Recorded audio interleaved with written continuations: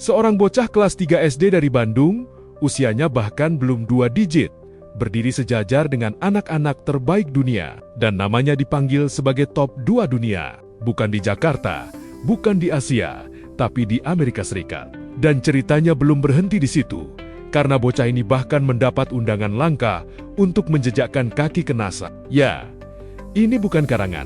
Ini kisah nyata yang lagi-lagi membuktikan Indonesia itu gudangnya talenta luar biasa.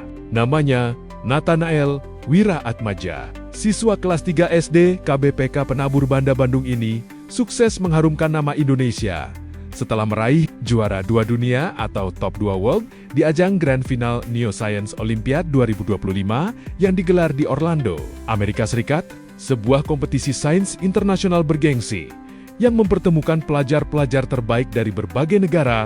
Yang bikin geleng-geleng kepala, Nathanael bukan cuma ikut numpang lewat.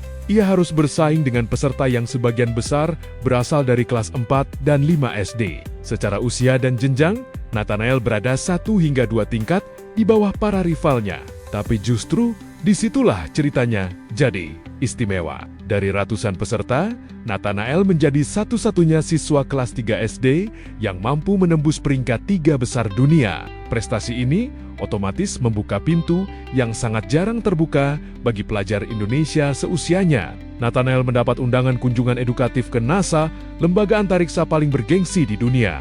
Bukan sekadar jalan-jalan, tapi pengalaman belajar langsung yang biasanya hanya bisa diakses oleh siswa terpilih dengan pencapaian luar biasa. Sebuah simbol bahwa kemampuan anak Indonesia benar-benar diakui di level global. Kalau ditarik ke belakang, pencapaian Nathanael bukan datang tiba-tiba. Hingga awal 2026, bocah Bandung ini sudah mengoleksi 18 medali Olimpiade Sains. Rinciannya, 1 medali nasional dan 17 medali internasional dari berbagai ajang bergengsi di Jepang, Jerman, Thailand, Hong Kong, Filipina, India, Malaysia, hingga Amerika Serikat. Dari Diamond Award, Gold, Silver, sampai Achiever, semuanya pernah ia rasakan. Di usia yang bagi sebagian anak lain masih sibuk bermain. Daftar prestasinya panjang, dan yang menarik, konsistensinya luar biasa. Mulai dari JESMO di Jepang, STEM Olympiad di Jerman, SCMSO di Thailand, Hakiso di Hong Kong, hingga puncaknya di Grand Final Neoscience Olympiad di Amerika Serikat. Ini bukan soal keberuntungan sesaat, ini soal proses, disiplin, dan ekosistem yang mendukung sejak dini. Halo Sobat Kuar, nama saya Nathanael Wiraatmadja. Miss, kita bisa ngapain ya Miss? Sampahnya banyak banget. Kami akhirnya mencoba mencari apa saja yang bisa kami lakukan sebagai solusi untuk mengelola sampah di sekolah. Akhirnya kami membaca dan menemukan buku-buku tentang kompos. Kami juga mengedukasi teman-teman dan warga sekolah lain untuk membuang sampah sesuai dengan jenisnya. Nah, setelah kalian mengetahui tentang sampah organik dan anorganik, kalian harus memisah kedua sampah itu dengan tepat. Sampah organik di tempat sampah kuning, sampah organik di tempat sampah hijau. Sebagai kesimpulan, 1. Edukasi teman-teman mengenai perilaku membuang sampah dapat membantu menjaga kebersihan dan kelestarian lingkungan. Sampah organik dapat dibuat kompos menggunakan wadah yang diberi sedikit lubang dan cacing tanah.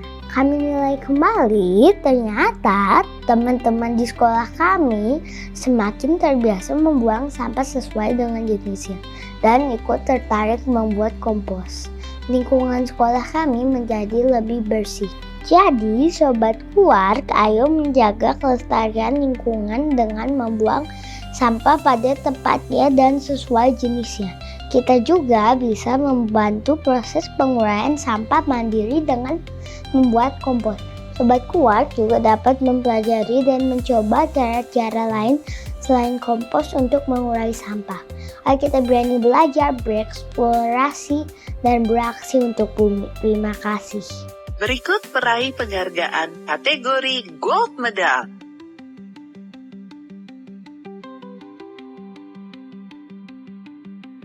Respons publik pun tak kalah hangat. Media sosial ramai dengan apresiasi, banyak netizen menyoroti satu benang merah penting. Lingkungan, keluarga yang suportif, sekolah yang memfasilitasi, guru yang kompeten, dan suasana belajar yang mendorong anak untuk berkembang tanpa tekanan berlebihan.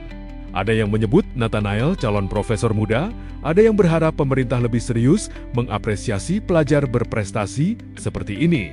Dan ada pula yang mengingatkan agar prestasi seperti ini tidak dipatahkan oleh mentalitas saling menjatuhkan.